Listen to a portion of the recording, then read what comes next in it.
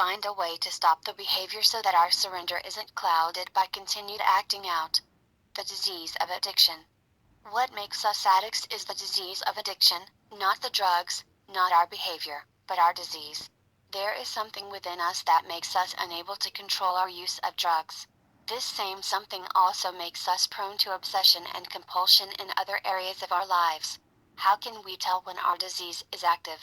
When we become trapped in obsessive, compulsive, self-centered routines, endless loops that lead nowhere but to physical, mental, spiritual, and emotional decay.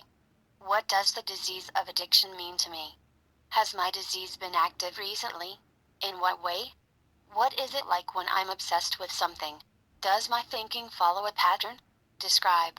When a thought occurs to me, do I immediately act on it without considering the consequences?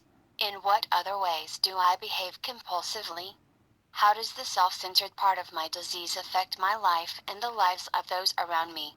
How has my disease affected me physically, mentally, spiritually, emotionally?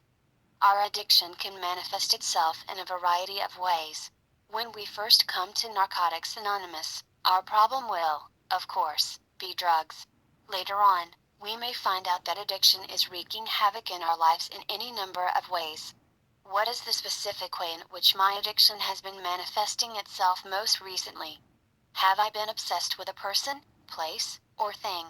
If so, how has that gotten in the way of my relationships with others? How else have I been affected mentally, physically, spiritually, and emotionally by this obsession?